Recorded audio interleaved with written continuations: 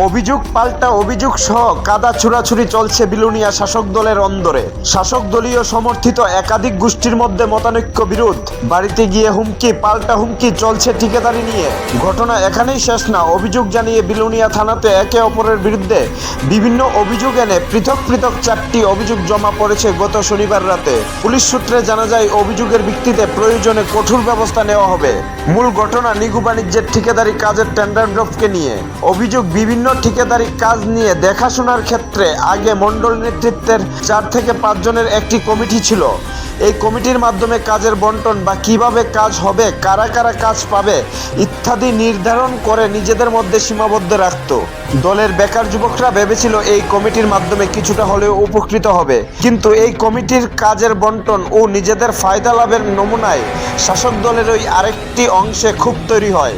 এরপরেই মণ্ডলের এই কমিটিকে গুরুত্ব না দিয়ে শাসক দলের মধ্যেই বিভিন্ন কার্যকর্তা থেকে শুরু করে বুথ স্তর পর্যন্ত সংশ্লিষ্ট কার্যকর্তাদের নিয়ে ডেভেলপমেন্ট কমিটি গঠন করে বিভিন্ন ঠিকাদারি কাজের গুণগত মান যাতে বজায় রাখে এবং সংশ্লিষ্ট সবাই যাতে কাজ পায়, বেকাররা যাতে আর্থিকভাবে উপকৃত হতে পারে তা গুরুত্ব দেওয়ার জন্য এই কমিটি গঠন করা হয়। কিন্তু সংশ্লিষ্ট কর্তৃপক্ষের মতে এক একটি ঠিকাদারের কাজের যে টেন্ডার রেট দেওয়া হচ্ছে বা যারা কাজ পাচ্ছেন অনেক ক্ষেত্রে 49% লেস, 30% লেস। এর ফলে এক্ষেত্রে কাজের গুণগত মান কোথায় থাকবে বা কিভাবে এত কম রেটে কাজ সম্পন্ন করবে এ নিয়েও প্রশ্ন ওঠে। এক্ষেত্রে ডেভেলপমেন্ট কমিটি যারা করেছে বা যারা যারা এর সাথে যুক্ত তাদের অভিমত হচ্ছে কাজের গুণগত মান যাতে বজায় থাকে, সেক্ষেত্রে যারা টেন্ডার ড্রপ করবে তাদের মধ্যে আলোচনার ভিত্তিতে রেট নির্ধারণ করে যাতে টেন্ডার ড্রপিং করা হয়। এক্ষেত্রে কাজের গুণগত মান বজায় থাকবে এবং সংশ্লিষ্ট ঠিকাদারও 2টি পয়সা লাভ করতে পারবে, সবাই উপকৃত হবে। শাসক দলেরই মধ্যে অনেকের অভিযোগ মণ্ডল কমিটির নিগু ঠিকাদারির যে কাজ হচ্ছে তার গুণগত মান অত্যন্ত নিম্নমানের। কাজ করার পর কিছুদিন যেতে না যেতেই খারাপ হয়ে যাচ্ছে। ডেভেলপমেন্ট কমিটির পদক্ষেপ মণ্ডলের আরেকটি অংশ তা মানতে নারাজ। এই অবস্থায় কদিন আগে একটি কাজের টেন্ডার ড্রপিং হয় ডেভেলপমেন্ট কমিটির সবার সাথে আলোচনার ভিত্তিতে। এই কাজেরই মণ্ডলের 2 থেকে 3 জনের নেতৃত্বের মদতে দলেরই কার্যকর্তা সৌরভ পাল নামে এক ঠিকাদার পাল্টা টেন্ডার ড্রপ করে দেয়।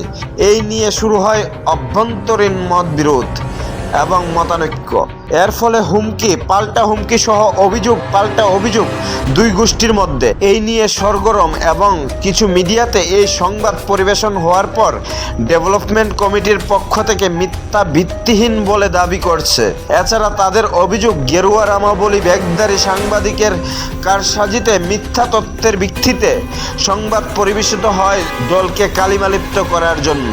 গেরুয়া রামাবলীর ব্যাগধারী সাংবাদিক আবার শক্তিকেন্দ্রের প্রমুখ মণ্ডল কমিটির নিগু বাণিজ্যের সাথে যুক্ত ছিল।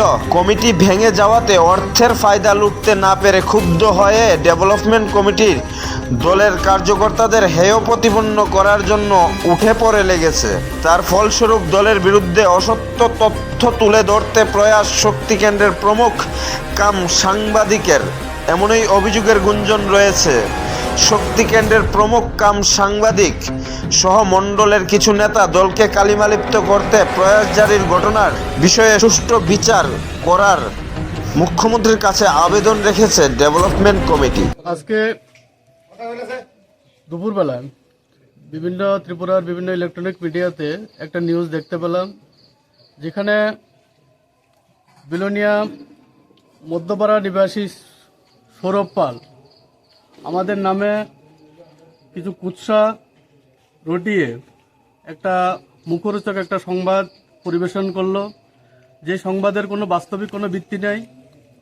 এবং আমি মনে করি আমাদেরকে রাজনৈতিকভাবে হেয় প্রতিপন্ন করার জন্য এবং এলাকার যে রাজনৈতিক যে আমাদের পরিচয় আছে সেটা থেকে যাতে বদনাম করতে পারে তার জন্য সে সম্পূর্ণ উদ্দেশ্য প্রণোদিতভাবে কারোর চক্রান্তে হোক বা যে কোনো কারণে হোক এরকম একটা খবর সে পরিবেশিত করেছে। আমি চাই আমাদের নামে যে মিথ্যা মামলাও করেছে নাকি এরকম একটা আমি শুনতে পেলাম। আমি চাই যে সুষ্ঠু তদন্তক্রমে এটার একটা বিহিত প্রশাসন এবং মাননীয় মুখ্যমন্ত্রীর কাছে আমিও আবেদন জানাই যে এই ঘটনার একটা সুষ্ঠু তদন্ত হোক, তদন্তক্রমে সুষ্ঠু বিচার করে তো সৌরভ পাল যে আমাদের নামে যে মিথ্যা যে একটা প্রতিবেদন বা একটা খবর যে উনি ছড়িয়েছেন তার যেন বিহিত করা হয়। ধন্যবাদ। মামলা করেছে ওর বাড়িতে আক্রমণ হয়েছে বলে, এটা শুধু আমাদেরকে মানে হেয় প্রতিপন্ন করার জন্য, উল্টা যে ও আমাদের বাড়িতে বা আমাদেরকে যে আক্রমণ করেছে সেটাকে কাউন্টার দেওয়ার জন্য এরকম একটা মিথ্যা খবর ও পরিবেশিত করেছে। এর সাথে আমি খুবই বলতে মানে দুঃখ পাচ্ছি যে ওর বৃদ্ধ মাও নাকি এরকম একটা বয়ান দিয়েছে, যেটার কোনো ভিত্তি নাই।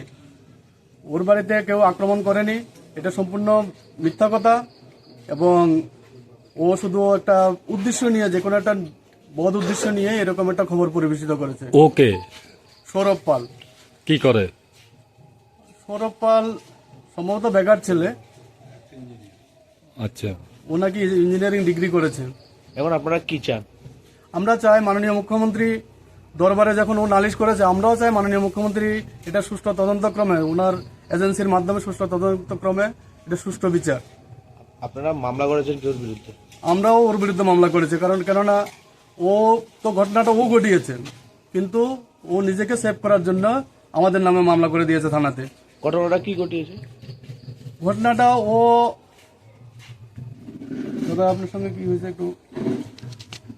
ও যখন মামলা করেছে তখন আমরাও ওর বিরুদ্ধে মামলা করেছি। ও একদম মিথ্যা কথা বলে আমাদের নামে মামলা করেছে, কিন্তু এই মামলাটা একদম মিথ্যা। আমরা কোনো রকমের কোনোভাবে ওর বাড়িতে যাইও নেই। আমি নিজে ব্যক্তিগতভাবে তো আমি তো এটার সঙ্গে জড়িত নাই, কিন্তু দেখা যাচ্ছে যে মানে যে কোনো চ্যানেলে, বিভিন্ন রকমের চ্যানেলে সে উত্তম আমার নামে আমি উত্তম শাহ আমার নামে বিভিন্ন রকমের অপবাদ দিচ্ছে। এটাকে সুষ্ঠু তদন্ত করার জন্য আমি মুখ্যমন্ত্রীর দৃষ্টি আকর্ষণ করছি। Bureau report, এনডিবিটি।